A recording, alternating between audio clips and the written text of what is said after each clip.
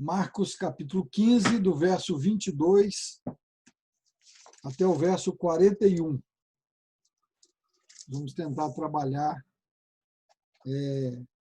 com a crucificação e morte de Cristo nessa noite.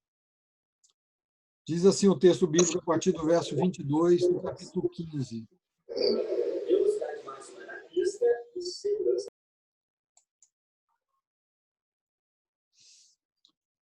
E levaram Jesus para o Gólgota, que quer dizer lugar da caveira. Deram-lhe a beber vinho com mirra, ele, porém, não tomou. Então o crucificaram e repartiram entre si as vestes dele, lançando-lhe sorte para ver o que levaria cada um. Era a hora terceira quando o crucificaram, e por cima estava em epígrafe a sua acusação, o rei dos judeus. Com ele crucificaram 2 ladrões, um à sua direita e outro à sua esquerda. E cumpriu-se a escritura que diz, com malfeitores foi contado. Os que iam passando blasfemavam dele, meneando a cabeça e dizendo, tu que destróis o santuário e em 3 dias reedificas? Salva-te a ti mesmo, e descendo da cruz.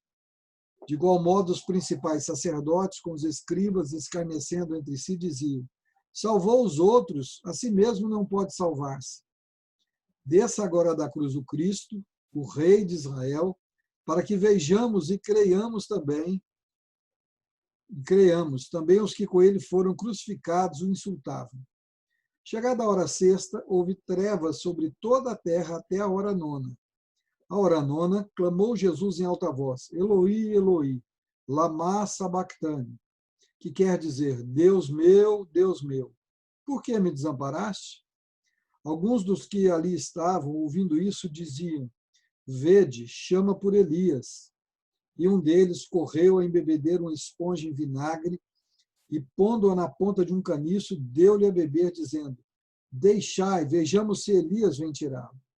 Mas Jesus, dando um grande brado, expirou. E o véu do santuário rasgou-se em 2 partes, de alto a baixo. O centurião que estava em frente dele, vendo que assim expirara, disse, verdadeiramente este homem era o Filho de Deus. Estavam também ali algumas mulheres, observando de longe, entre elas Maria Madalena, Maria mãe de Tiago, o menor, e de José, e Salomé, as quais, quando Jesus estava na Galiléia, o acompanhavam e serviam, e além destas, muitas outras que haviam subido com ele para Jerusalém. Amém. Deixa eu ver, tem alguém dizendo que não está conseguindo entrar. Está normal aqui. Paula, se você estiver me ouvindo, olha aí no grupo da igreja, vê se você consegue ajudar.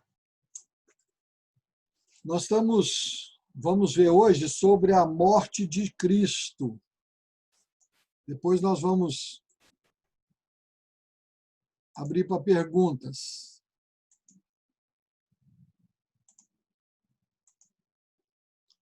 Então, hoje nós vamos ver aqui, nesse texto, sobre a morte, crucificação e morte de Cristo. Vamos fazer um teste aqui com os slides, depois vocês me dão um feedback se ficou bom.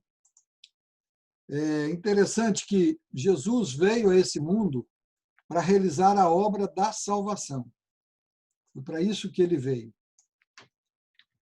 Ele veio e realizou grandes milagres, ele fez muitos milagres, ele curou muitas pessoas, ele deixou muito ensino, ele tratou de muitas questões, mas o motivo principal da encarnação de Jesus foi morrer na cruz. Ele sabia desse objetivo, dessa função, e foi para isso que ele veio, para morrer em nosso lugar, pagar os nossos pecados.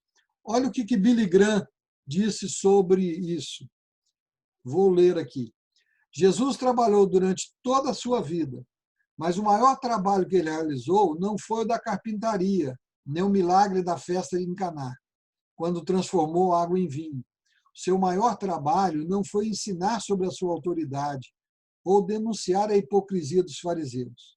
Seu maior trabalho não foi o grande programa ético que apresentou à humanidade, o fundamento da cultura ocidental.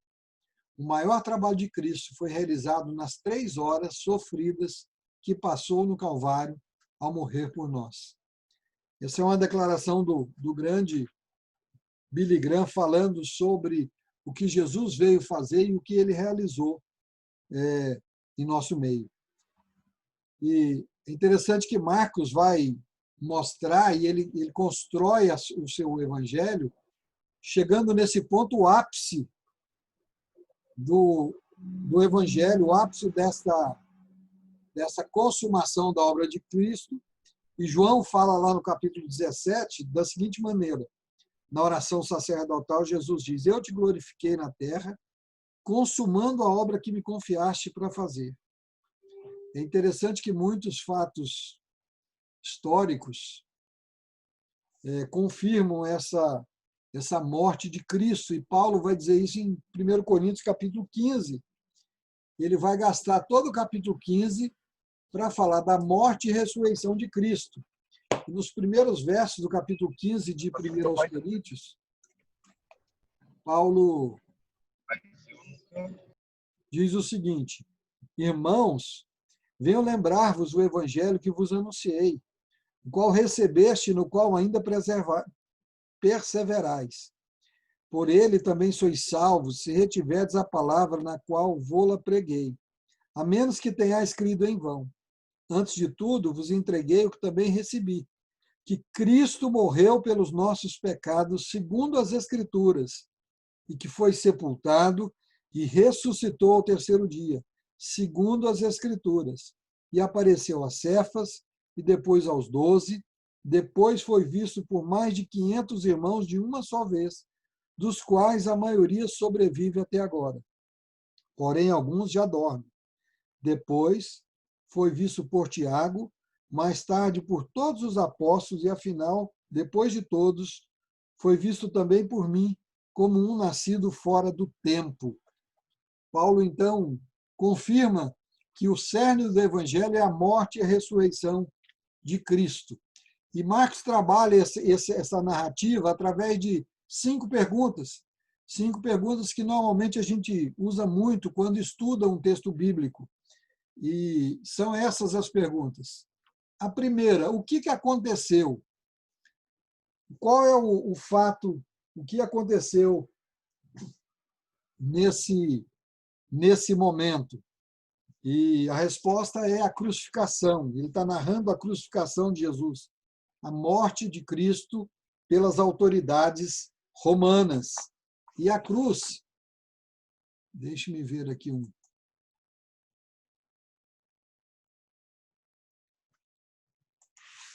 Ok, estão pedindo para mandar o link novamente. Eu vou tentar aqui. Deixa eu ver como é que eu faço aqui agora.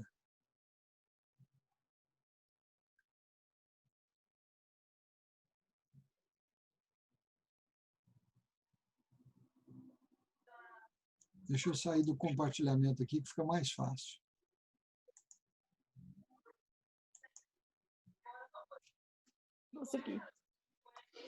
Só um minutinho, deixa eu só disponibilizar para as pessoas aqui o link de novo.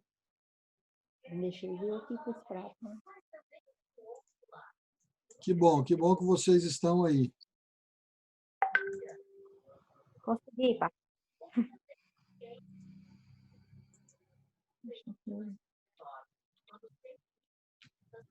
Pronto, o link está no grupo. Eu vou fechar o grupo da igreja aqui, porque senão fica fazendo barulho no meu computador. Voltemos para a nossa tela.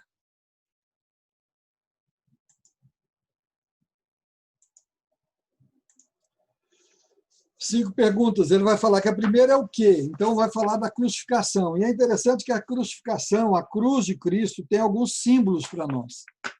Primeiro símbolo é o símbolo da redenção, conforme diz lá em Colossenses 1:20. E que, havendo feito a paz pelo sangue da sua cruz, por meio dele, reconciliasse consigo mesmo todas as coisas, quer sobre a terra, quer nos céus. O que é que Jesus estava fazendo naquela cruz? Estava reconciliando conosco. O segundo símbolo da cruz é o discipulado. Lucas diz assim: qualquer que não tomar a sua cruz e vier após mim, não pode ser meu discípulo. Alguém, para ser discípulo de Cristo, precisa entender o que foi a morte e a crucificação dele. Precisa perceber isso aí. O terceiro símbolo é o símbolo da responsabilidade. Lá em Mateus 27, 32, diz: ao saírem, encontraram um sirineu chamado Simão, a quem obrigaram a carregar a cruz. Ou no verso 21 do texto de Marcos 15 também vai falar desse sirineu. A cruz implica também responsabilidade. O quarto símbolo da cruz é a afronta. Jesus foi afrontado. Hebreus 12, 2 diz assim: olhando firmemente para o autor e consumador da fé, Jesus, o qual, em troca da alegria que lhe estava proposta, suportou a cruz, não fazendo caso da ignomínia, e está sentado à destra do trono de Deus. Então, quando nós lemos esse texto da crucificação e a gente pensa na crucificação, a gente tem que lembrar dessas 5 coisas que a cruz representa: a nossa redenção, discipulado, responsabilidade de servir a Cristo, a afronta que Jesus sofreu e, por último, a morte, o símbolo da morte para o mundo.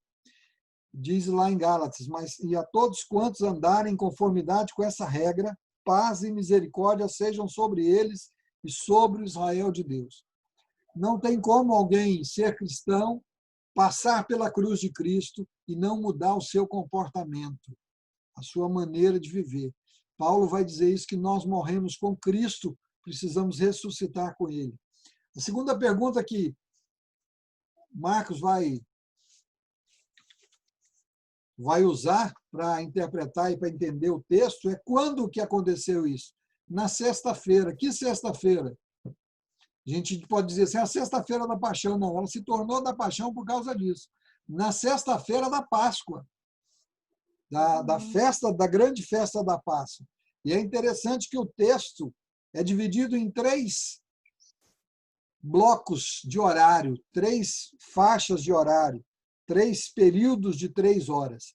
Primeiro, no verso 25, diz que era a hora terceira quando o crucificaram, ou seja, às 9 horas da manhã. Às 9 horas da manhã, Jesus é crucificado.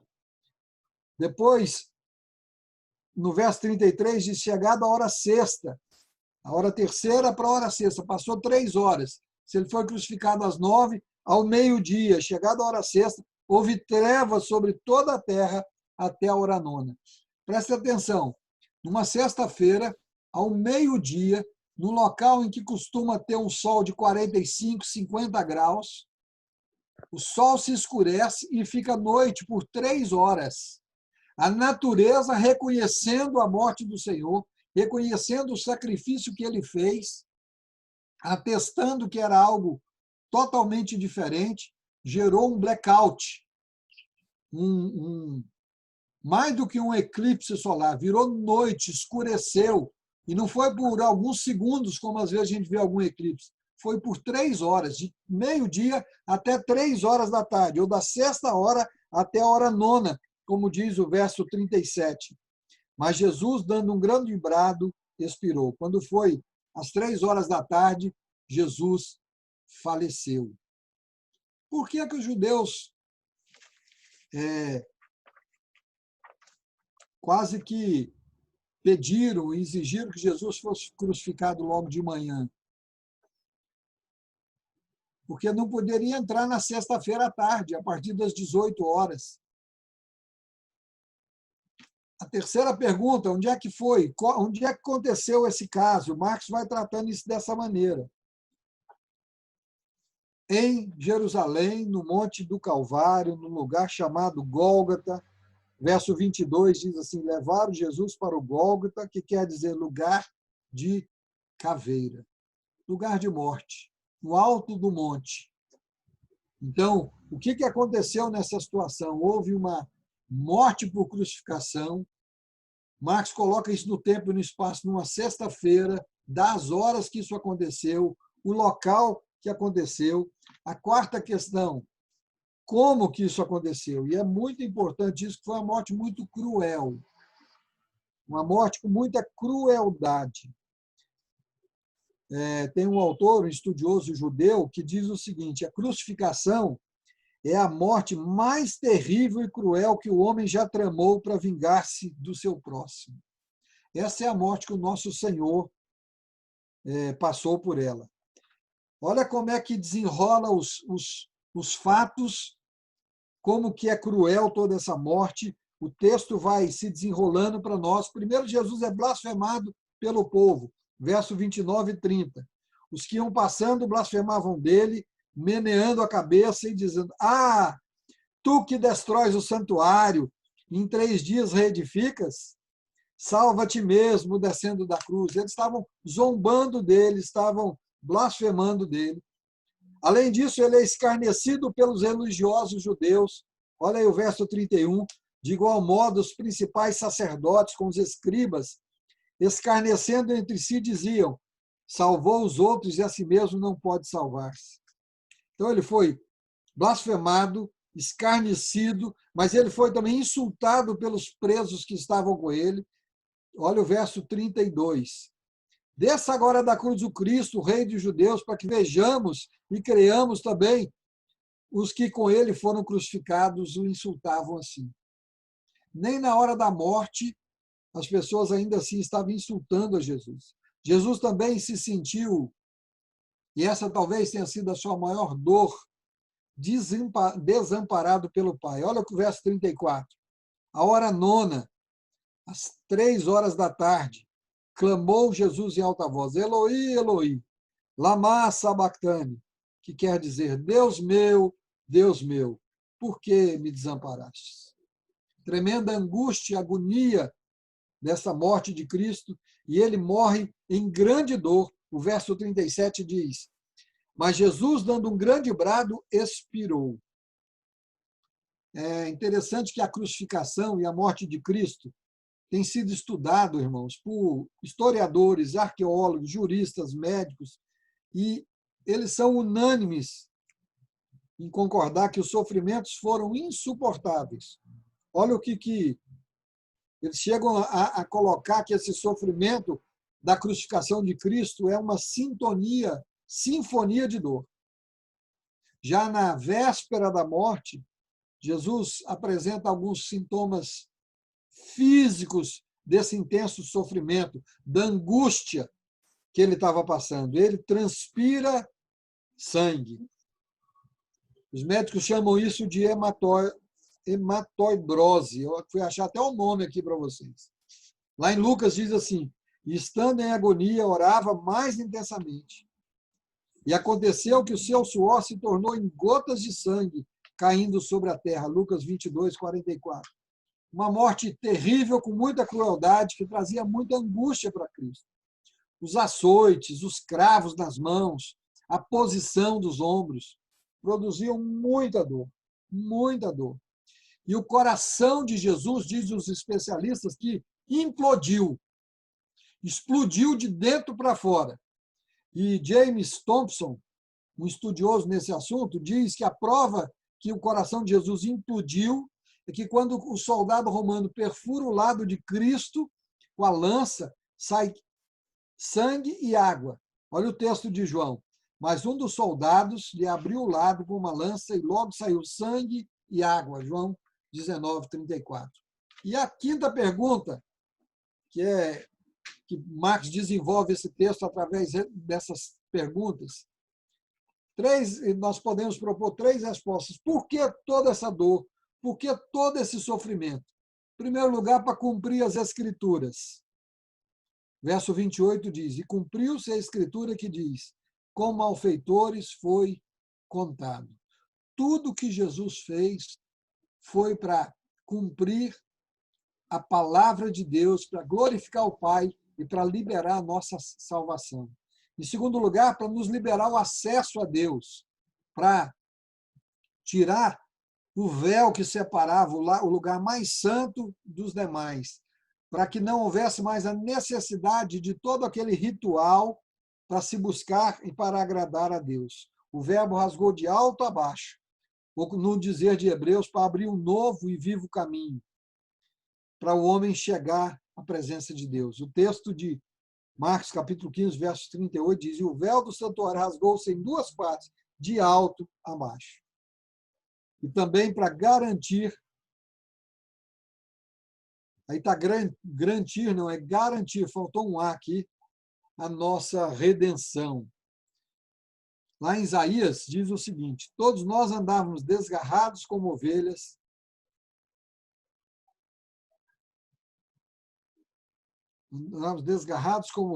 cada um se desviava pelo seu caminho, mas o Senhor fez cair sobre ele a iniquidade de todos nós. Ele foi oprimido e humilhado, mas não abriu a boca. Como cordeiro foi levado ao matadouro, e como ovelha muda perante os seus tosqueadores, ele não abriu a boca. Por juízo opressor foi arrebatado, e de sua linhagem quem dela cogitou? Portanto, foi cortado da terra dos viventes, por causa da transgressão do meu povo, ele foi ferido. Jesus veio para morrer em nosso lugar, para pagar o nosso pecado, para enfrentar a cruz. E ele está agora naquilo que as pessoas acham que é o momento mais triste, apesar de ser o momento mais dolorido, é o momento que ele está chegando no ápice da sua missão. Está chegando no auge da sua missão. Marcos termina esse texto fazendo dois registros importantes. O primeiro é o testemunho do centurião, que diz: o centurião estava em frente dele, vendo que assim expirara, disse: verdadeiramente, este homem era filho de Deus, verso 39. E este é o principal objetivo de Marcos, mostrar que Jesus é o Cristo, o Filho de Deus. Nós já falamos isso aqui várias vezes. E o segundo relato é a permanência junto de Cristo ali, junto da cruz, mesmo na hora da morte, de várias mulheres. Olha o texto, do verso 40 ao 41. Estavam também ali algumas mulheres observando de longe, entre elas Maria Madalena, Maria mãe de Tiago, o menor, e de José, e Salomé, as quais, quando Jesus estava na Galiléia, o acompanhavam e serviam. E, além destas, muitas outras que haviam subido com ele para Jerusalém. Que coisa gloriosa que as mulheres acompanharam a Jesus.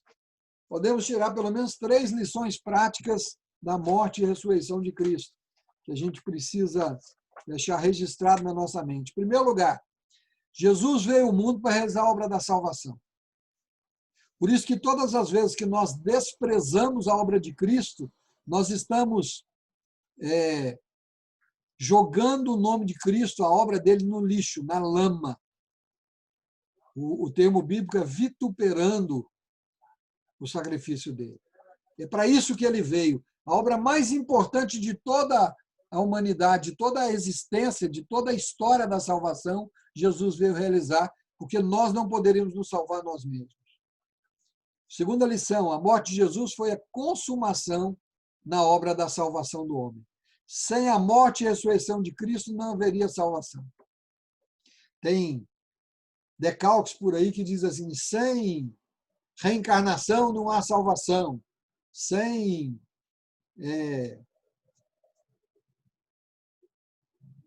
não sei o que não há salvação. Nada disso garante salvação. Sem Cristo, sem a morte e ressurreição de Cristo, não haveria salvação. Poderia ter todas essas outras coisas, mas não haveria salvação. E a terceira lição prática é: no Calvário, tudo que era meu, Cristo levou sobre si. E tudo que era dele, tornou-se meu. Todo o castigo que me traz a paz foi lançado sobre ele. E eu passei a desfrutar da presença gloriosa de Jesus. Quero abrir para perguntas de vocês.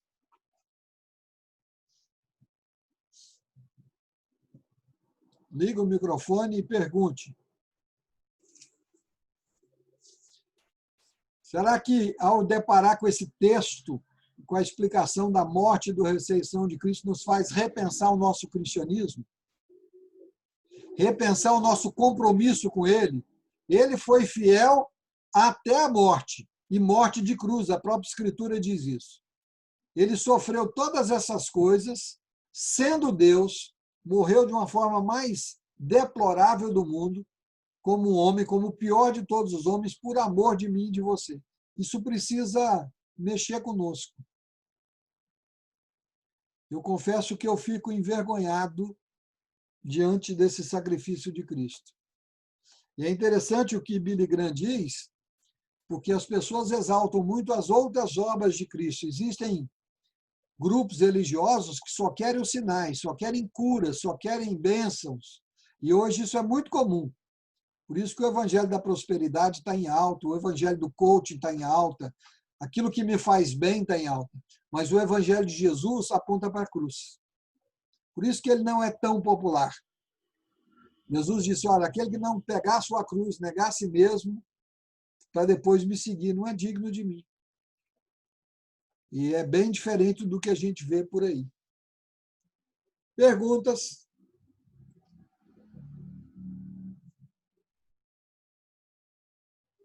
Sem perguntas? Foi muito rápido? Não. Já está dando aqui o sinal. Como que foi com o slide? Deu para vocês verem? O slide não deu.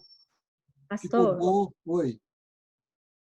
quando Jesus estava próximo de morrer, ele teve muita angústia, não foi? Correto. Ele Aí, por exemplo, hoje tem hora que a gente passa por tantos problemas e a gente sente uma angústia tão grande. Isso é falta de fé da gente?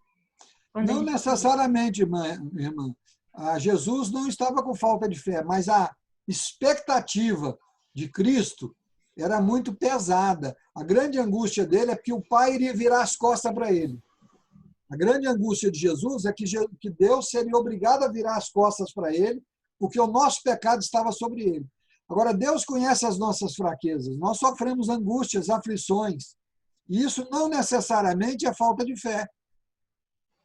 Nós vamos ver isso nos grandes personagens bíblicos. Elias fica numa angústia quando Jezabel ameaça ele. Ele acabou de fazer milagres tremendos, abusou dos profetas de Baal, matou os profetas de Baal. Jezabel vem e diz, amanhã você é um homem morto. E ele foge de medo, e foge 40 dias e 40 noites. De angústia, de tristeza, ele chega como que desejar a morte. Deus fala para ele, ei, levanta, volta, e agora você vai fazer isso, isso, e você vai ungir o rei tal, você vai colocar o Espírito sobre Eliseu, você tem mais obra para fazer. O que nós não podemos, irmã, é nos ceder à angústia e ao sofrimento. Nós temos o escape, nós podemos buscar em Cristo. O próprio Jesus disse, no mundo tereis aflições, mas tende bom ânimo, eu venci o mundo.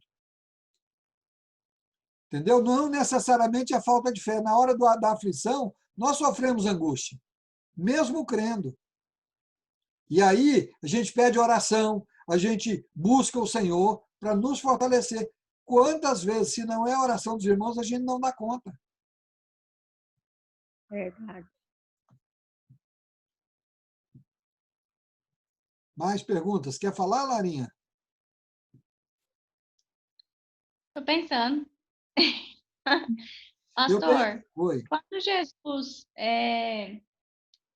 falando na cruz, Senhor, por que me desamparaste? É porque todo o pecado está sobre ele e Deus se afastou dele? Como Deus que é? afastou dele, virou o rosto contra ele, porque naquele momento o pecado do mundo inteiro estava sobre Cristo, e o pecado faz separação entre o ser humano e Deus.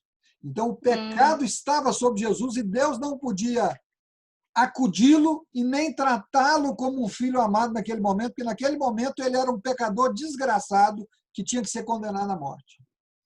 Essa é a maior angústia de Cristo. Isso está previsto lá no livro de Salmos.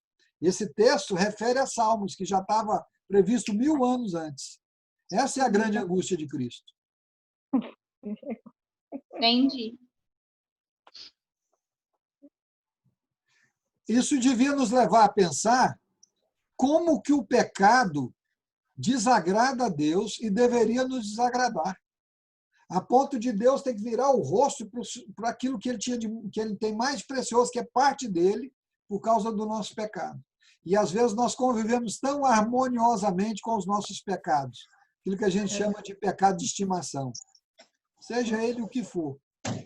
Por isso que nós precisamos extirpar da nossa vida o pecado.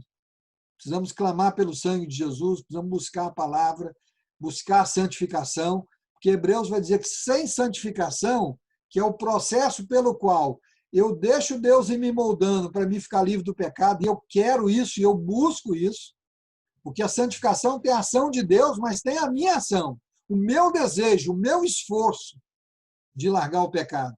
A Bíblia diz que sem santificação ninguém verá a Deus. Ou seja, eu preciso querer abandonar o meu pecado e buscar com todas as minhas forças, buscar em Deus solução para esse problema. Pastor, Diga. a Tininha está querendo fazer uma pergunta aqui, mas ela está com vergonha, então deixa eu perguntar para você. Aqui, ó. Existe 3 pessoas no só, Deus Pai, Deus Filho e Deus Espírito, não é? Correto. A hora que Jesus estava lá na cruz, ele sendo Deus Filho, né? Aí Deus Pai que abandonou ele. Abandonou Jesus homem. Como é que é? Jesus homem. Abandonou Jesus homem. É. E quem morreu foi o homem.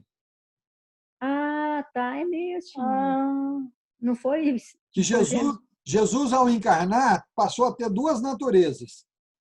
A natureza divina de Deus e a natureza humana. A natureza humana é que foi abandonada por Deus, porque estava corrompida pelo pecado. Agora nós entendemos. Que bênção.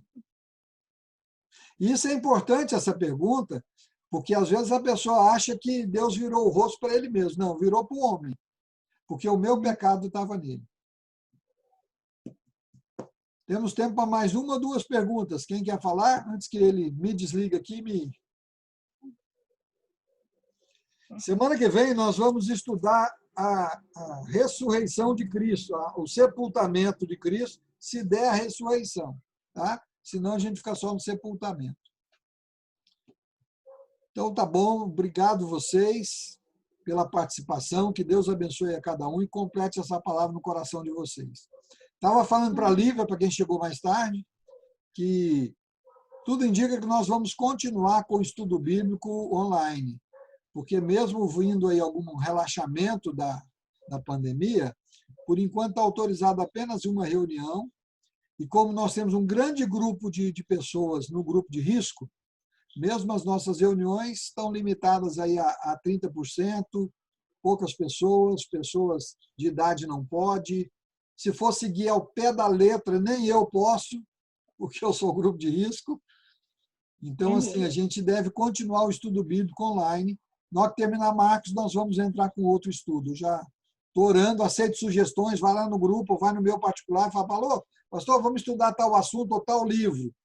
A gente arruma alguma coisa aqui, tá bom? Obrigado, Deus abençoe a todos. Dá um sorriso. Quero ver o sorriso de vocês. Ah, coisa boa. Vamos continuar orando pelo pai do Elber, hein, gente? E pelos enfermos. A Ana ontem estava muito tristinha, chorosa com essa enfermidade e com o isolamento. Vamos lembrar de orar por eles. Obrigado, Deus abençoe a todos.